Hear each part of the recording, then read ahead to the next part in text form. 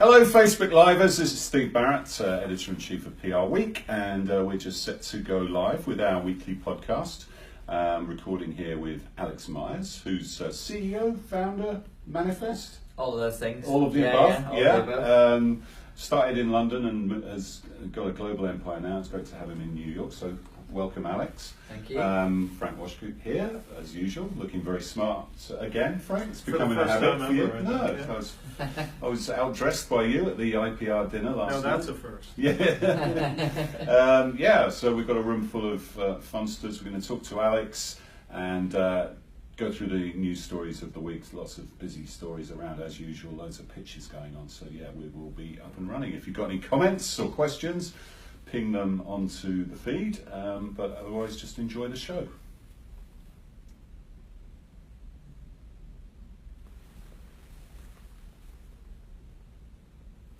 Hello and welcome to the PR Week, PRWeek's regular weekly roundup of everything that matters in the world of PR and communications. My name's Steve Barrett, I'm the Editor-in-Chief, VP, Editorial Director, what am I, Frank? I don't know, sometimes I can't remember myself, of PRWeek, and we're going to record a great podcast with Frank Washkuch, our normal co-host. How are you doing, Frank? I'm doing well, thanks for having me on. Looking very suave today, my friend. Suave, that's fresh from the IPR dinner last night. Yes, a good time was had by everyone. It was great fun, wasn't it? We were on a good table, so we had some fun.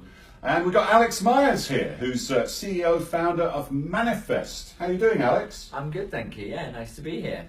And as you can tell, Alex is from my part of the world. He has the English accent, and his agency is rapidly expanding. He's been in New York for 4 years now, is it? Yeah, just coming up to 4 years in January. Yeah, so we'll chat with Alex about the fun stuff they do, some great clients, great work they're doing, and interesting developments. Then we'll get into some news stories.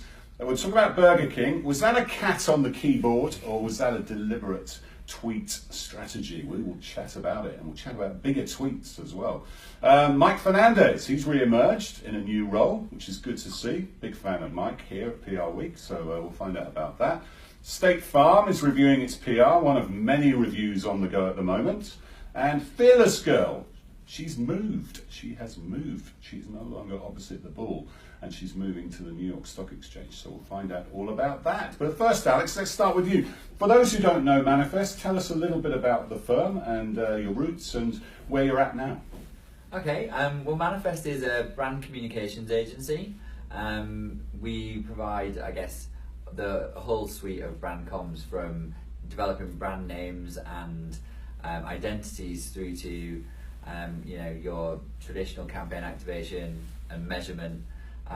But we do that with real creativity, and we tend to try and find brands with purpose. So our mission is to build brands that change the world. So we started the business about 9 years ago, and in my living room in London. Yeah. We're now... that's not an unusual story, is yeah. it, for startups? Totally, and now we're in London, New York and Stockholm. We are opening in LA very soon. And we will have hopefully an office in Cape Town as well in 2019. Excellent. So yeah, sounds like things are going well. Interesting that small agency. The world's first global small agency. I like that one. You described yourselves as a brand communications agency. We've seen people like Golin reinstating themselves as a PR firm. We saw M&C Saatchi do that as well. Edelman's bills itself as a communications marketing agency. Everyone has their own sort of shtick and their way of describing it. What's your take on that? Doubling down. Should we be going back to just not being afraid to call ourselves PR firms, or is the positioning more important? I don't know. I think to some extent it's a bit of an empty debate. I think the challenge is that PR, or public relations in general, is the only marketing discipline that doesn't tell you what you do. It's defined by the audience rather than actually what it is that you're doing. So advertising, I get it. Marketing, I get it. Optimization, I'm doing something. And what we do really is communications, rather than public relations, if that makes sense. That's not a thing, it's more the public.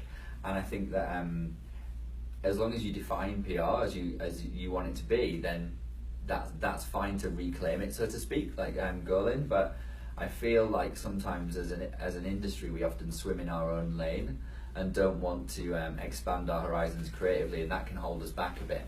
And as we see other industries broadening their horizons and spreading their wings into other creative territories. Coming into earned media, yeah. Yeah, exactly. And PR needs to be able to compete in that space. So, I mean, we say brand comms because it feels like it describes what we do, but we don't have any offence being called a PR agency. You know, that is what most of the briefs ask for. So, yeah. You know, it is what it is. Well, we said that we talked about that the other week when you know, what a big CPG firm was looking for a new agency, and one of the big firms was going on about how many creatives they'd hired and all the rest of it, and they said, yeah, that's great, we've got loads of ad agencies already, we want a PR firm, right? So it's worth remembering that sometimes. Definitely. You guys are kind of known for very creative work. I don't want to say the word stunt because I think that has negative connotations, but talk us, what are the couple of campaigns that most define the agency and your specific approach to communications?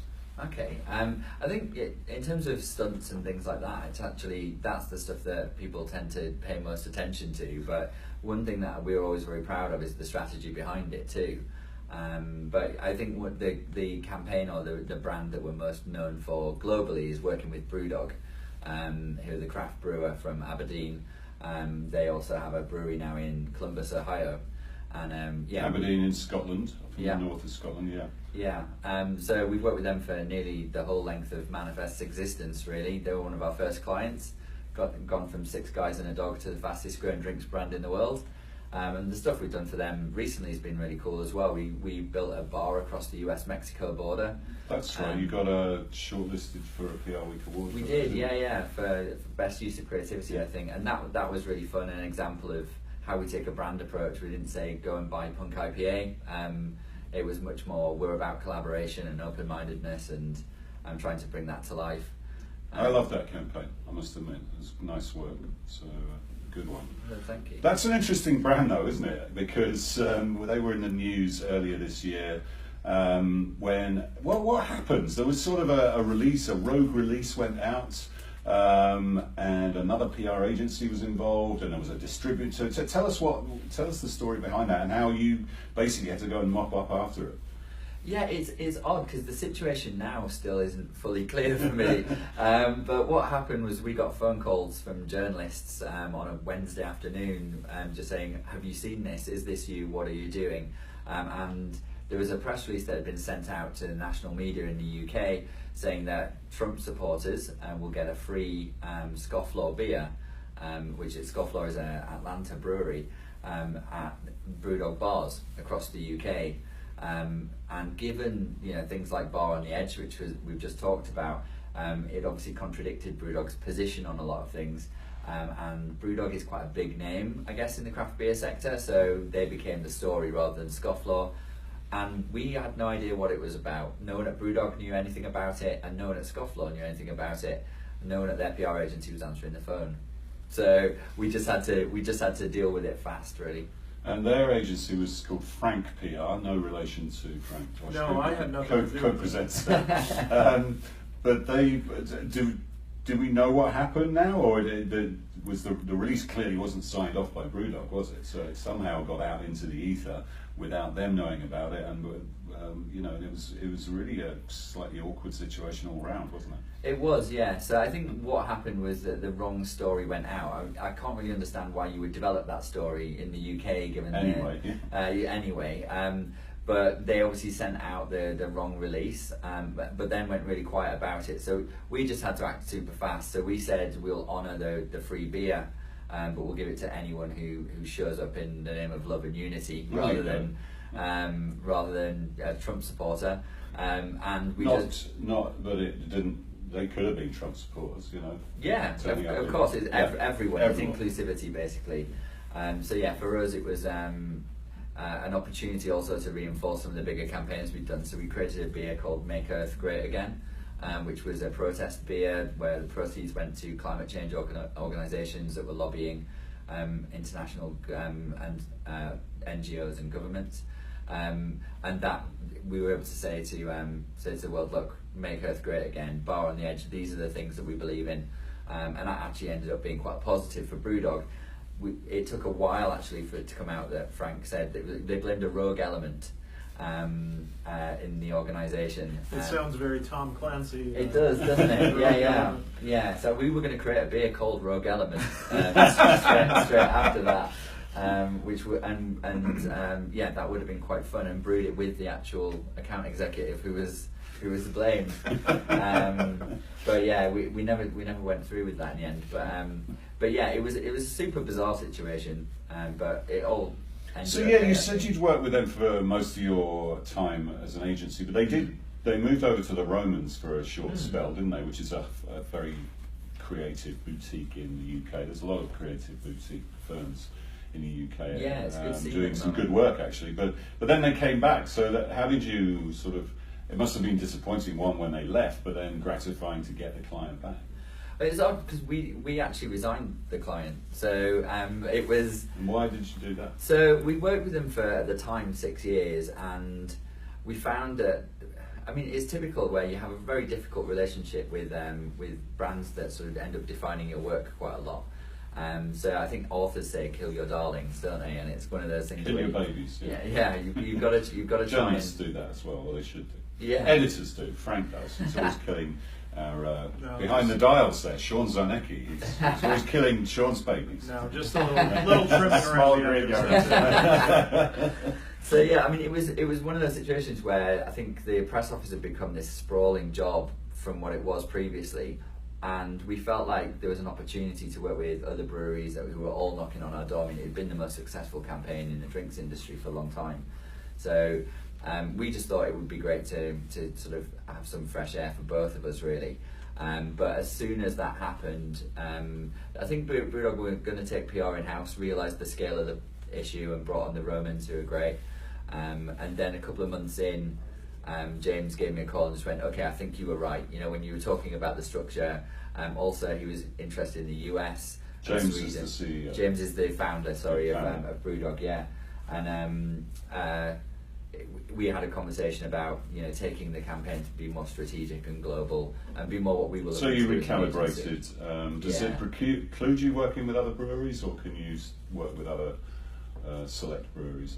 Not really? We can work with other breweries. There's not exclusivity. I think one of the challenges would be we'd only be able to work with people who don't contradict our work with Brewdog. So, you know, craft breweries who are, who believe in the product and are doing the right thing. Right. Finally, you've got a really new, very interesting new venture on the go, which is a ventures division, and you're investing in companies and startups. Tell us a little bit about that, especially startups that are doing good business, doing business for good, which you mentioned earlier. So tell us a bit about that. Yeah, like I said, we want to build brands that change the world, and we thought, well, what better way to do that than to sort of be the client and show that when you focus on change, you can be super creative. So we decided that we were going to try and find opportunities to collaborate with our existing clients, rather than just being paid by the hour to deliver their campaigns. Why not help create their own services and products? So we took equity first in Closed on Monday, which is a men's grooming brand. So they do hair products, beard oil, that kind of thing. And they're good for Frank, not so good for me. Lacking in the hair element and the beard element, but. Well, they do moisturise as well, so you'll be fine. For them, we realised there's a huge opportunity. They currently sell through specialist retailers, and we thought, okay, well, we could rebuild the model here. So we're creating a subscription model, redesign their packaging to fit through your letterbox, launching them globally rather than mailbox for our American mailbox. Sorry, I've been here for nearly 4 years and still can't get this right. I've been here longer than that, and I can't either. But yeah, like we can look at reformulating their product and building, like, I guess, their purpose into the DNA of the business, and be much more holistic about our approach than just writing press releases, really. So that's one. And you're in a Spoke. Is that an ethical cryptocurrency and various other things as well? Yeah. Spoke's a fintech partner of ours, so we created an ethical cryptocurrency exchange called Salt, because we wanted to create a value-backed currency model to help good businesses, but we realised all of the exchanges were really dodgy and seemed quite black market. So we needed to design something that consumers wouldn't be afraid of, that simplified the whole thing. So yeah, we built that from scratch. When you come back, you can explain to us what Bitcoin is, but that would take a whole show. And it would, yeah, and I still don't know. So. Okay, well that sounds fascinating. Looking forward to seeing how that pans out. And you're based still in the UK, but you're over in America very regularly. Yeah, so we have Jess Becker leading the US and Canada operation here, who moved over from our London operation, and the team's growing out here. So I used to be here sort of once a month. I'm here about now once every 2 months, and also in Sweden about the same too. Mm-hmm. And finally, what is it like being a British agency opening up in America? Because lots come over, and frankly, lots go back home. Yeah. Frank PR being one of those, actually. And you know, I think some of them come in with the attitude that they're going to teach Americans how to do PR, which is not a great positioning. I can tell you that for a start. But what's this secrets to succeeding in a new market, especially a strong market, but it's the biggest PR market in the world? Yeah, for sure, and that's why we wanted to be here. Really, was it's established, strong, and still growing. And we wanted to see if our model would work over here. I think we turned up without an ego. We didn't look for a team of 20 strong people and have an expensive office from day one. We came here, learned the ropes, and brought our proposition over. We specialised at first in bringing British brands into the US market, which helped us with the cultural gap. But then quickly attracted US brands for that work. So, the award we won at the PRWeek Awards, I think, has really helped us attract US brands as well. But the creativity that we have to inject into the work in the UK, I think, isn't always injected over here. I think there's a lot more focus on routine and rigor, which is great, but actually less investment on the creative side. You mentioned the London scene's burgeoning on creative boutiques, and I think that's true, and there's a big opportunity here for that kind of approach. Yeah, I think if you go to the PRWeek UK Awards, they're spread around a lot of agencies that you possibly haven't heard of. Whereas the bigger firms do better in the US, although this year we had lots of small firms doing well, including yours. So it was a great mixture, but I think the budgets are smaller in Europe, and I think you do have to be a bit more creative with that money, so that's for sure. Okay, fascinating stuff. Thanks, Alex. Let's get into the news. Frank, Burger King. Was it a cat on the keyboard, or what went on with this funny Twitter snafu, or was it a strategy? They say it wasn't a rogue element or a cat on Explain the what happened then. They are blaming a new breakfast item that has icing on it and saying it's hard to type when you get icing all over your fingers, and thus the gibberish tweet they sent out yesterday. Yeah. It's a lot of characters. Yeah, so it was like the cat had been climbing all over the keyboard. It looks like when one of our younger employees tries to show me what HTML code is. That's what they sent out. So. But then what happened after that? It got interesting, didn't it? Some of their competitors started tweeting at them. A lot of other fast food little dialogue got going. Sorry, who? A little dialogue ensued. Sorry. Well, it got 47. 2 nations, common language. It got 4,700 retweets and more than 10,000 likes and 2,500 comments within the first few hours it was up. So it was kind of an inadvertent success for them, I guess you could say. Alex, what's your take on these sort of Twitter stunts or Twitter strategies? They can get incredible. We saw, was it Wendy's with the Nugs for Carter thing last year? Some of these interesting strategic Twitter plays do really well, don't they? I don't know if they actually have any business benefits at the end of the day. What's your attitude to that, and how do you incorporate stuff like that in your campaigns? Well, I think that's it's a fair point, is whether there's a strategy and a reason behind it. I think you always need to be able to answer why, not just what you're doing. And I think whether this is post-rationalising a tweet that got sent by accident, or whether it's a deliberate thing, it's very tactical, very built around one product, and actually very short-lived in that sense. So for me, there's a lot of just, I guess, patting ourselves on the back for being really clever, Twitterati, and not actually seeing much commercial gain or brand equity developed from it. But some of them, some of these things have become folklore. I remember Oreo's Dunk in the Dark thing, that was the which classic first one, wasn't it? which was classic, which was basically just marketers really excited by the fact that they produced it very quickly. like that was really the only innovative element of it. But I think it goes to show it really does stick in the memory. So I think there's a place for it, but it has to be part of a narrative you're trying to weave. And if it's just oh, we've had this idea today, I think it actually does a disservice to good social media strategy. So yeah, it's a bit of a mixed bag. Yeah, actually Oreo's just sent us a record player made of Oreos, didn't they? Diana Bradley, consumer. I haven't seen it, but I'll take your word for it. Yes, very exciting it was too, playing tunes on Oreos. Yeah, I take your point, although it's cheap, and the president's shown that Twitter could be an incredibly powerful communications tool. And if you can do some of this stuff and it gets attention for a new product, and then you roll out the rest of the strategy, seems good to me. Whether that was what was going on here or whether it was the road cat on the keyboard, we will probably never know. And bigger tweets, what's the deal with that, Frank? You don't know. Bigger tweets. Yeah. Brilliant. Sorry. Longer tweets. Bigger tweets. Well, it's 280 characters now that you can use. Yeah. And I thought something had happened this week that was building on that story, but maybe. Oh yeah, I'm sorry. So bigger tweets is the concept of Twitter doing an out-of-home advertising campaign in Times Square this week, in which they took their own tweets and put them up on Times Square billboards. So old media. Just needed my memory refreshed. Yeah. Excuse me. Well, we all do a bit. Mike Fernandez. He's a very well-respected senior PR executive, and he's re-emerged. Tell us about his new role, Frank. I think I have to say, a lot of people have been wondering where Mike was going to land since he left Person Marsteller earlier this year, around the time that it was combined with Conan Wolf. Yeah, he was the former U.S. He was the former U.S. CEO over at Burson, and it turns out he is going to be in the same role at Lorente and Cuenca.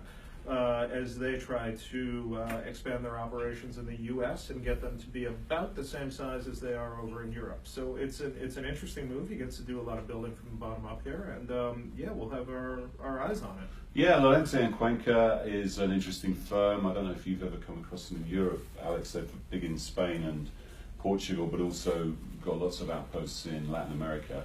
In most Latin American countries, apart from Brazil, I think they might have a smaller operation, but most of the Spanish-speaking countries, anyway, they're very active, and they've been in New York for a while, and now they've hired Mike to lead that operation here, which sounds like a great opportunity for him. Okay, State Farm. There's loads of PR reviews going on at the moment, Frank, and State Farm is one of the biggest ones, actually somewhere that Mike Fernandez used to work. He used to be their head of communications. It's a great segue right there. Thank you. Thank you. It's almost like I've done this before, isn't it? State Farm is reviewing their PR AOR account. Weber Shandwick has been the incumbent on that account for 9 years, so the process began this fall, and we're told a decision is expected very soon. Yeah, so we'll look out for the results on that one, and I trust one of our eager reporters will break that story. No pressure, guys. And finally, Fearless Girl, the statue that became very famous and was situated down in the financial district opposite the Bull. It's moving, Frank. So why is it moving, and where's it going to go, and what do people think about it? Well, a lot of that is uncertain right now. Fearless Girl was the toast of Cannes a couple. Yeah, it won the Grand Prix, didn't it? And it has disappeared from Bowling Green Park, and it is going to appear sometime before the end of the year at the New York Stock Exchange. So is the Bull moving as well, or is the Bull? No, the Bull is staying. But Fearless Girl is moving, and there are a pair of footprints where Fearless Girl is now. I find that a little sad, I got to be honest, and it seems a shame to me, but it will be interesting to see where it shows up in the stock exchange. But again, another example of what is that? What was that? Was that PR? Was it, it was an advertising agency that did it? Yeah. How would you describe something like that, Alex? I think it's a great example of finding an idea and then deciding where it lives. I think an installation is at once experiential. It's, I guess, technically owned media, but you're doing it for headlines. And I think that integrated, peso approach is very interesting. But I guess Fearless Girl in itself is a contextual work of art, right? So, it's only a Fearless Girl with the magnitude and gravitas that she has because of the bull, which obviously was an offence to the guy who'd done the bull. Yeah, he got very upset about it. Yeah. So I'm not sure if taking her out of context is just then she almost becomes a monument to herself, rather than actually being the original campaign. But I love the concept being the driving force, instead of saying, okay, well, what do we do with PR? What do we do with social media? It's saying, okay, here's something that will be a conversation starter. Where that conversation lives will be something that we can help herald and curate, but actually we want to let it have its own lease of life. I think that's brave, but it's also the future of communications. I think, in the current landscape, that's the best kind of campaigns, is just give your concept oxygen and let it fly. Yeah, I loved it, and I think actually now she has a character of her own and everyone knows her, so I think she will live on. But I take your point about the context of the bull. That was definitely the original plan. Well, it was only supposed to be there for a few weeks. Yeah. It was a bit like the London Eye in London, not surprisingly, which was only supposed to be there during the year 2000 or something, and they were going to move it, but everybody loved it so much that it's now a permanent fixture of London. So I think it's a little bit of a shame that Fearless Girl has moved on, but anyway, we'll see where she ends up. So yeah, thank you, Alex, for being with us. Great to chat. Fascinating to find out what you're doing. Good luck in New York. Good luck with the new office in LA and with the new ventures division. Very interesting stuff. Thank you, Frank. Always a pleasure. We'll see you next week. Just before we go, we've got a couple of customer service announcements. We've got our Hall of Fame dinner on Monday evening up at the Grand Hyatt. It's going to be a great evening, inducting 6 more legends into the PRWeek Hall of Fame. There's still a few tickets left if you want to come and join us. Great evening, a real evening of celebration, and go to the website to find out more about that. We have entries are open for the Hall of Fame, which celebrates women in PR and up-and-coming women in PR. So look out for that. You've got until about mid-December to get your entries into that. The Brand Film Festival is open for submissions as well. That's our fantastic festival, which is the only one still that celebrates brand films. We do that with Campaign, our sister agency. So you've got until January 19th, I think it is, to get your best films in for that one. And finally, PRWeek Global Awards, they're also open for entries. The ceremony will be in London in May, and you've got until January to get some work into that. Hopefully you'll put something in, Alex. Yeah. But that's all we've got time for. We'll see you next time on the PR Week.